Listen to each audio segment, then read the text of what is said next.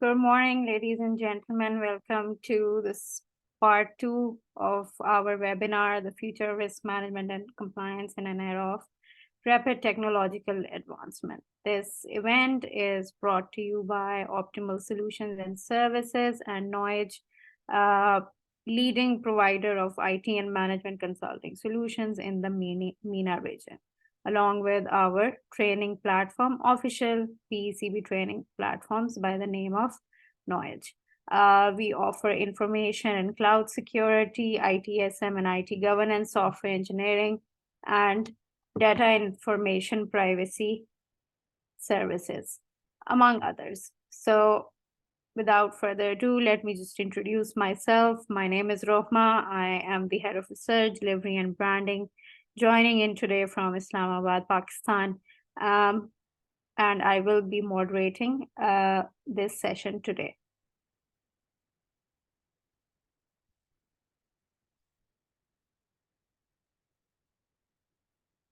Yesterday, you joined us for part 1 with Mr. Javeed Dutt, HSC in today's evolving risk. Thank you for joining us for the final and second day of this webinar series titled Data Privacy in a Post-GDPR World.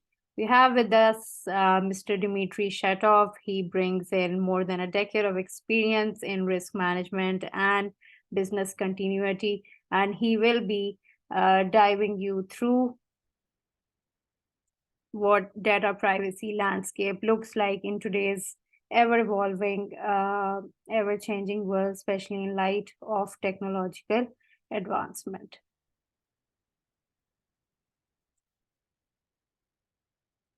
Just a bit of housekeeping. We will keep this brief 30 to 35 minute session. You are welcome to put in your question and answers through the QA option available in your Zoom. This session is being recorded and will be available through our YouTube channel.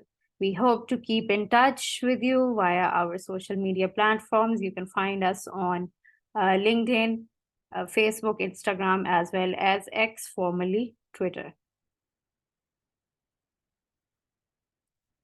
So let's get started without any further delay. I believe you all are waiting for the sessions to start. So over to you, Dmitry. Are you with us? Yes. Hello. Yes, yes. How are you today, Dmitry? All good. So I will be delivering the presentation not from a sunny Frankfurt, but still it's still warm. So, but you know that the winter is stepping up, and yeah, it's getting cold. But it doesn't prevent me from delivering the quality in terms of the webinar today. Okay, that's good to hear. So I'll just stop sharing my screen and over to you then.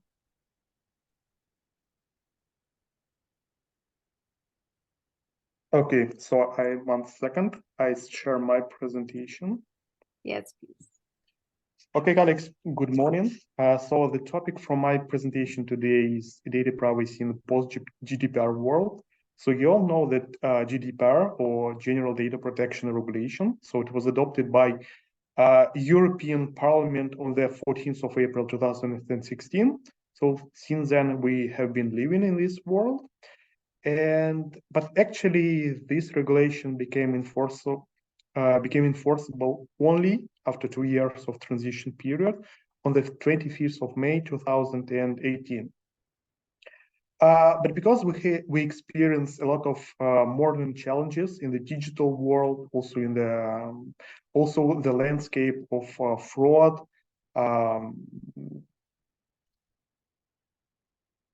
different malware software, so the landscape is getting more complex. So all these challenges, so we're facing all these challenges because we're on the kind of a light side of this part, and on the governance side, corporate side. So we all need to understand these challenges and also embrace the strategy, how we need and how we must protect ourselves and our customers against these risks.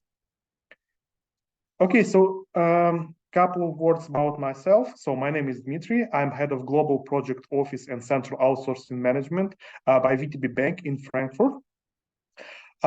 Primarily, I have the background in business continuity management and outsourcing, but also I'm experienced in information security, cybersecurity, and data protection. I also appear to be the data protection coordinator for the bank.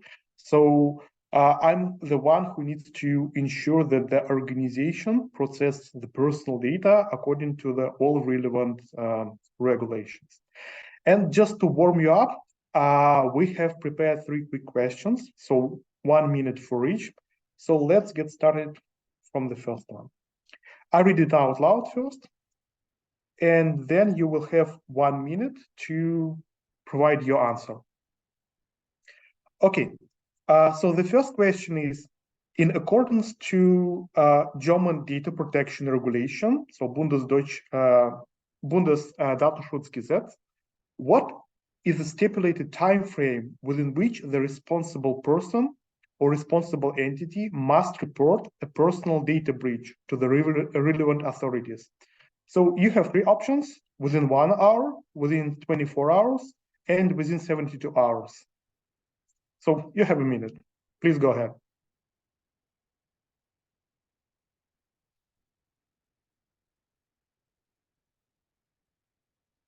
I think even if you don't have the idea, it would be interesting to see people's responses. So I do encourage everyone to put in their answer, even if they don't know.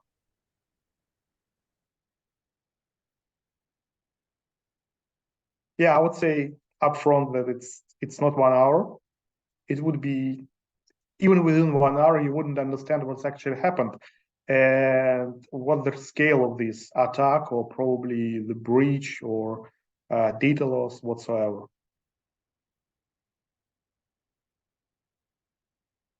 Okay, so we have 50% of the answers.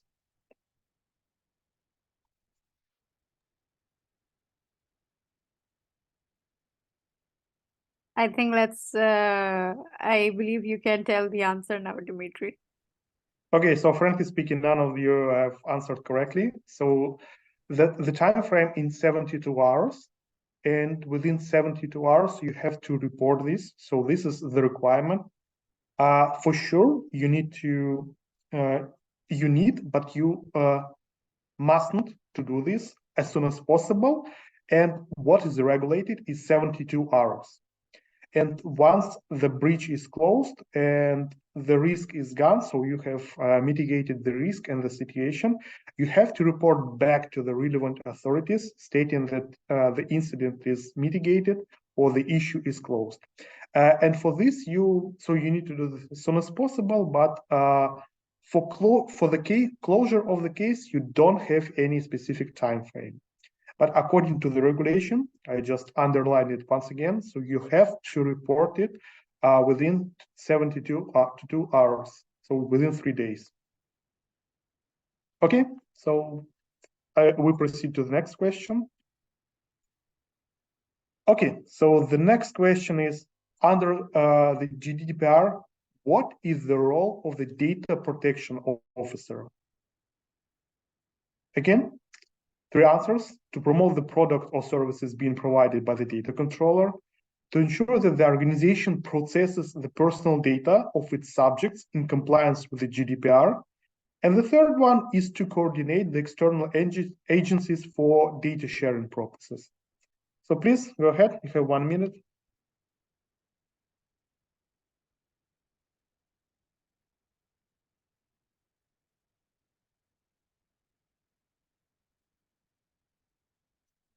Rahma, can you please share the poll for the second question?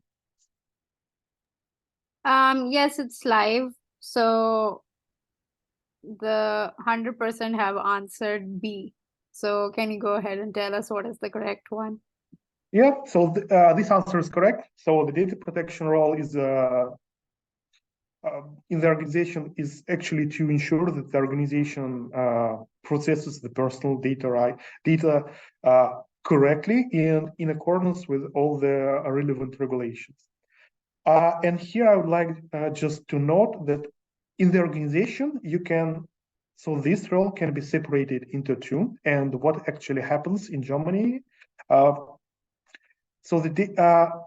Within the organization, you can hold the role of the data protection coordinator, and the actual data protection officer can be an external role. So usually it's a legal authority, it's a lawyer company or any legal company which is certified in terms of the data protection, and they actually conducting the role of the kind of advisor to the company.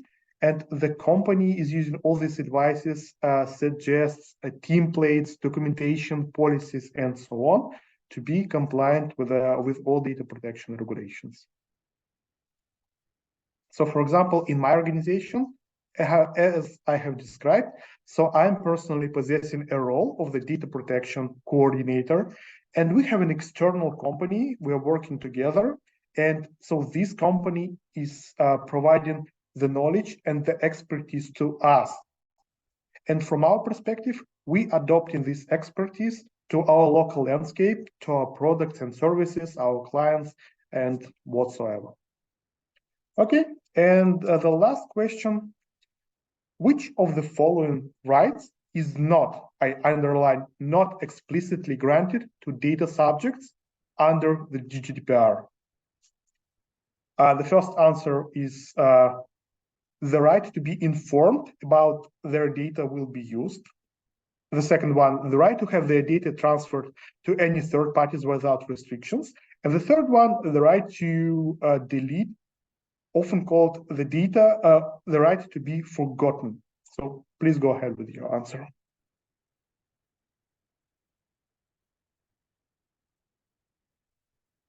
And I repeat, the right which is not in scope of GDPR. Okay, I will have one answer.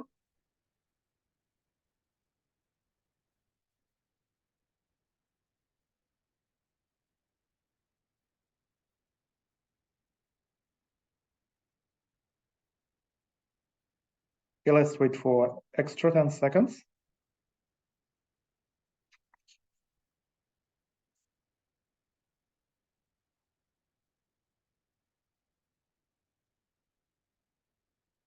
Actually, the correct answer is B. The right to be forgotten. So it means that you can ask the company to delete all your data. So for example, if you are an applicant for a position, so you submit your CV or your resume with personal data in it, probably your email address, so probably your age, your location, your mobile number, and this information will be stored for a while within the company, within approximately 10 years. But you can explicitly ask the company to delete this data.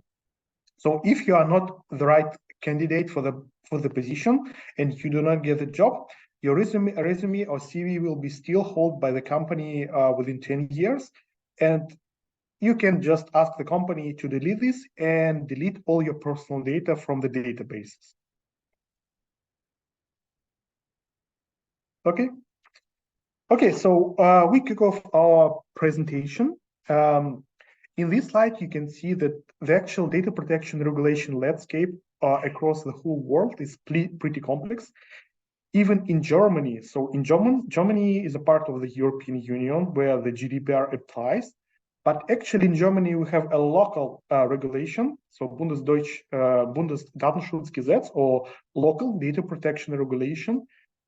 In general, it's not a big difference between GDPR and local German regulation, but there are some clarifications, like in the first answer, the GDPR itself doesn't specify the timeline, how quickly the data breaches should be reported to the authorities. But in terms of the local German protection regulation, it is. So this requirement of reporting within 72 hours is actually from the local regulation, not from GDPR. And also, as you can see in this map, so you have different data protection regulations in different parts of the world, in the United States, in Brazil, in Singapore, in Japan, and in the UK. So it means if you're working for international company, you need to be compliant with all this regulation. If your company has branches in different locations, so you need to understand all these regulations. I understand that the GDPR since implementation became a real industry benchmark, and it actually covers to good extent the subject rights, the rights of the data controllers and the data processors, their obligations, requirements, and so on.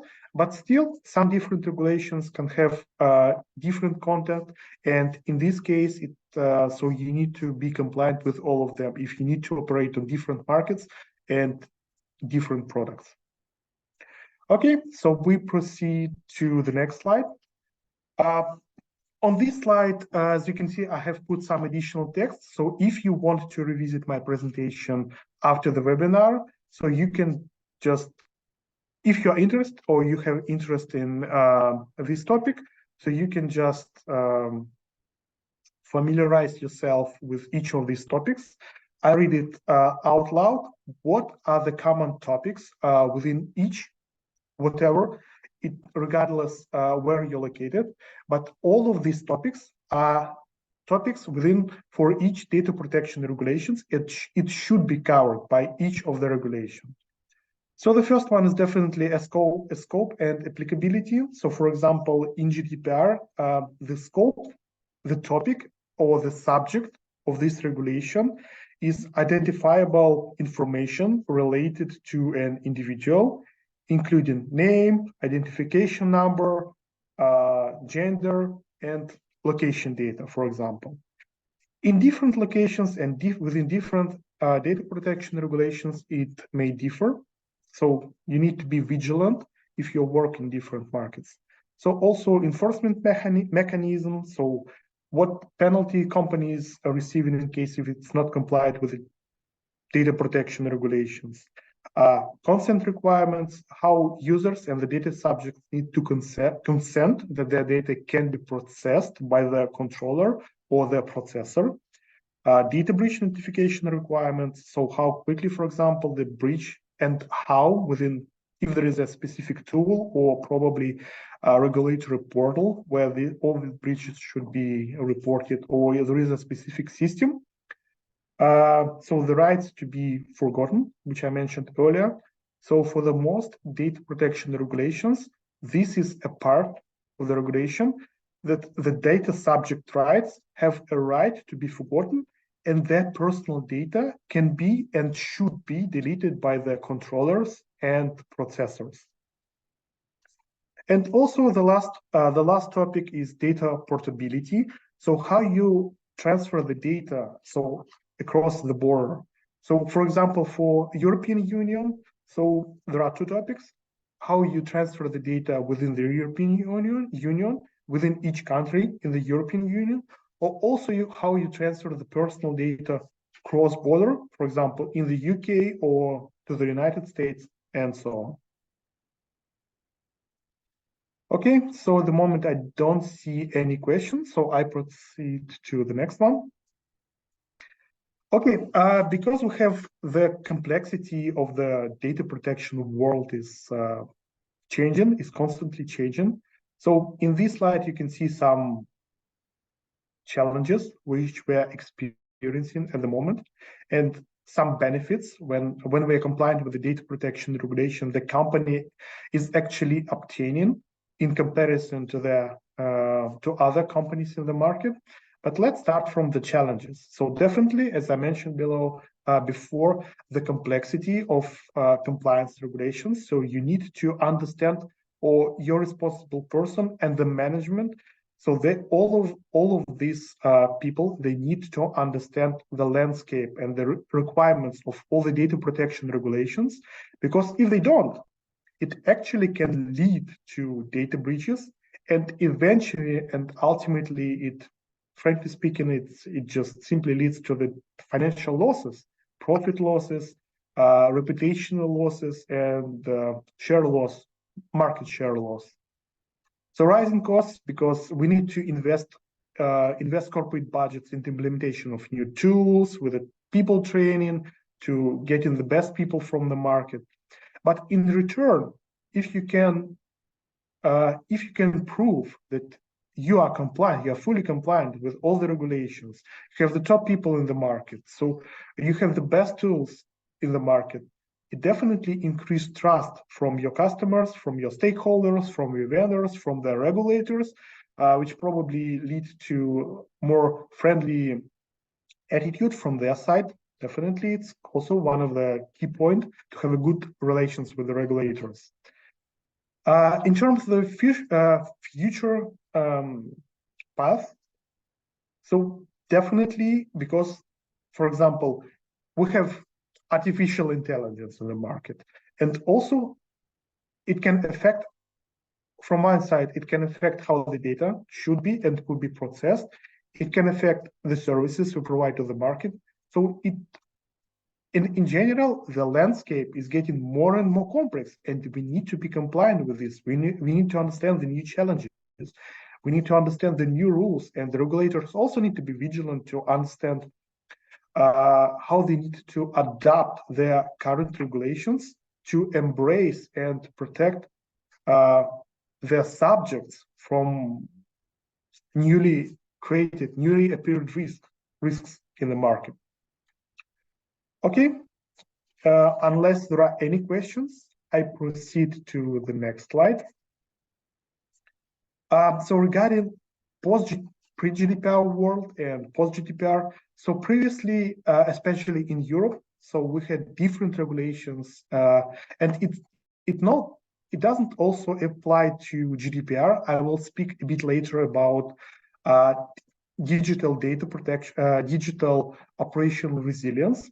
It also embraces the whole European Union to make the solid requirements in the region, to have the same level of requirements and regulations. What is actually required from each country, from each company which operates within this regulatory landscape. So the same applies actually to the data protection regulation. So before GDPR, we had a fragmented landscape within each country. So each country has had a separate data protection regulation, which actually lead to misunderstanding between companies on the European Union level, even within the level of the country. If a company had branches in different countries, so it can lead to misunderstanding even within the same company.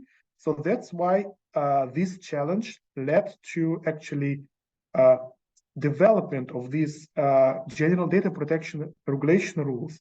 And after GDPR, so once GDPR has been implemented in the European Union, it unified the requirements, and all the companies and all the countries which operate within the European Union have to satisfy this clearly. So I would say the GDPR is at the moment quite clearly structured.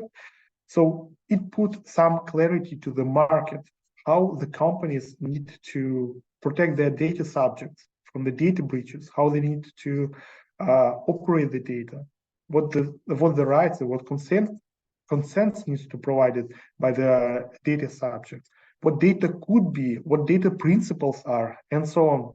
So definitely, the bringing GDPR to the table brought the general industry to the new level.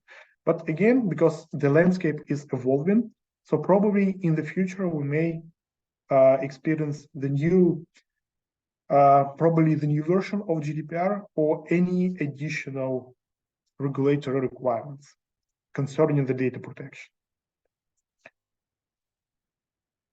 Okay, so as I mentioned, so we need to separate the challenges from the business side, from the organizational, from the corporate side, and also from the individual side. So from my side, the companies need to understand all these different regulations. They need to invest money to increase the operational costs in the data protection, yet again, to train people, so probably hire some external companies to provide the certifications, to provide the knowledge, the benchmarks whatsoever. From the individual perspective, so some individuals actually do not understand their rights. So, for example, this right to be forgotten, it's known not to all the individuals in my practice. Some people, they do not understand that they have actually the rule and the right to enforce the companies to delete their personal data. So this right to be forgotten. And also people can be confused by this constant requirement to consent. So when we access any website on the browser, we're kept asking to provide our consent to cookies, for example, to provide the consent that our part of our personal data can be processed by this website. So people, this slightly can mesmerize people. So as I mentioned, so we have issues and difficulties not only for the corporate side, which need to be compliant with the regulation, but also from the individual side, which also need to be compliant and understand their rights. Hello? Ms. Shakil, can you please put yourself on mute? Okay, thank you.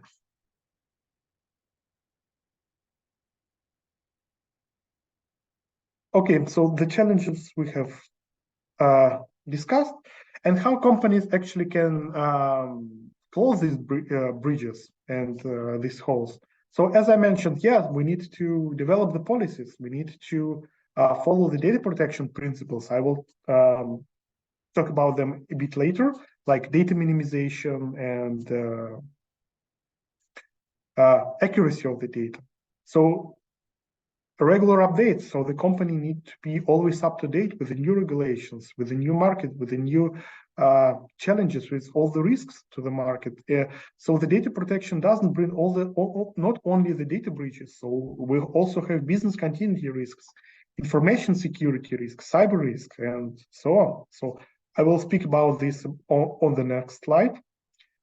So recently, the European Commission has announced the new regulation. So it's called Digital Operational Resilience Act, or DORA, simply. So this regulation covers the information technology risks. So these topics is a bit broad to be clear from the beginning. So at the moment, the market is waiting for the clarification from the local authorities to understand what the scope is. But the people who are in the industry for a long time, in general, they can give at least the areas which are covered by this regulation. So in this slide, I have provided my opinion, what areas, what branches are the subjects of this regulation. So definitely, so the data protection is one of the key digital assets. It needs to be protected. So locally, we have, in terms of the regulations, we have GDPR and local German protection regulations. So information technology, we have BIT and ITIL standards, ITIL recommendations. So how the IT processes should be structured, what the IT department what processes should be, the change management processes, crisis management processes, and so on. So all these processes exist also to protect the companies from the technology risk. Information and cybersecurity, so it's clear, so the company can be hacked. So we also need to have a proper landscape and invest in the proper tools like VPNs, data breach, alarming system, and so on. Third parties and outsourcing, because not only us as a company, we having this technology risk, but also our service providers.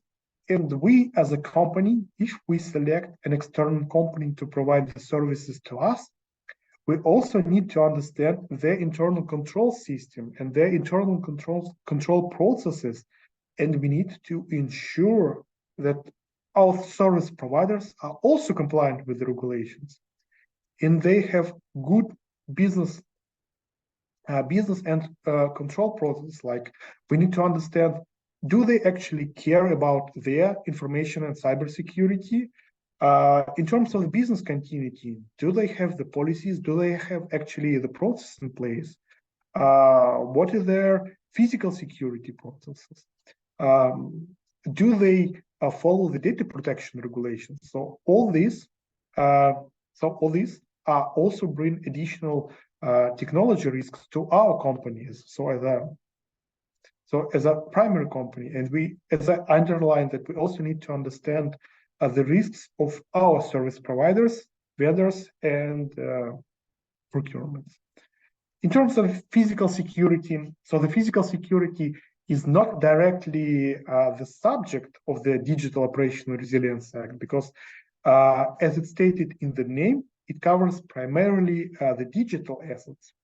But for example, if you have CCTV cameras, so you need to store the records, the data. So partially it's physical security, because your physical perimeter can be breached, and you need to monitor on your physical landscape. But when you get to this topic with digital assets, you have this record. So this is a gray zone. So partially this is a physical security, and partially this is a subject of GDPR, because these records are the asset it can be a personal data. So because you have the records of faces, you probably have some private information in the camera footage. So all these also need to be understood, and this scope should be clearly embraced in the local regulations, and also with the local policies of companies. Okay, and definitely the last topic is business continuity, which is in scope of this Digital Operational Resilience Act, because so it's clear the company needs to understand what risks can bring us to outage of our business processes, and we need to actually care about what strategy we have. Do we have backup solutions? Do we have contingency environments? Do we have recovery facilities? Do we have proper remote access with the proper bandwidth, and so on? So also the companies need to invest into the business continuity processes as well. So it's generally speaking, this act, so operational resilience, is actually embraces all this topic under the single umbrella. But unfortunately, at the moment, we have only the brief description of this regulation, and we're waiting for the clarification from the local regulators what should be the scope of this act. So at the moment, what is presented in this slide, so frankly speaking, is just, I would say, the market expectations, but it's not a standard at the moment. Okay. And in the next slide, some tools how we protect ourselves from these risks in terms of the digital operational resilience in this area, which I have just described. So for information technology, we have different backups, storage. The data can be stored in the backups, in digital backups. It can be stored in the physical tapes and stored in the third parties facilities. In terms of the cybersecurity, we can have a full scale of cybersecurity landscape, including VPNs, different detection system, and so on. Intrusion system, patching system, multi-factor authentication. In terms of the third parties assessment and the outsourcing assessment, so we have the proper evaluation process. So when we onboard a new company, we need to assess their processes. So we can complete a proper questionnaire, and if some of the risks are not covered by the third-party company, potentially it can lead to that we are not doing business with them. And in terms of the business continuity, we can have a full scale of the business continuity arrangements, including business impact analysis, developing the business continuity plan, different testings, and lessons learned exercise.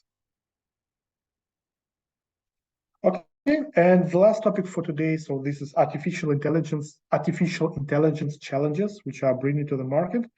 So yeah, so AI models can combine the data from various sources and make it challenging to trace and manage. So AI can deduce undisclosed personal information from not clear sources of the information. So potentially artificial intelligence can make decisions without cruel rational and challenging the principles of the transparency of the data. And in terms of the data retention, we need to balance and retain the data, which we're using for our probably internal artificial intelligence analysis. So it doesn't mean to be in compliant with data protection regulations.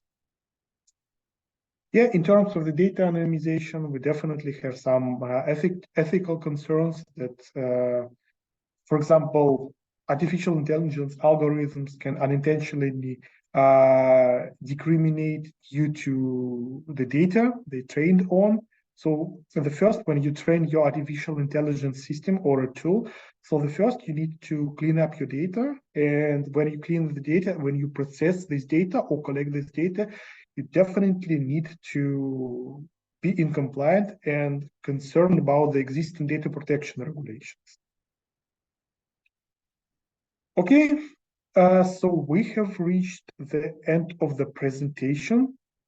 Colleagues, if you have any questions, so you can raise the hand now, or you can contact me on LinkedIn any moment. So I will answer all of your questions regarding the data protection regulations or any relevant topic like information security, probably outsourcing, business continuity, whatsoever. So at this, my part is done. So Ms. Shakil, I'm handing over to you to just have some brief regarding the services you provide in terms of the trainings and certifications. Please, I put myself on mute.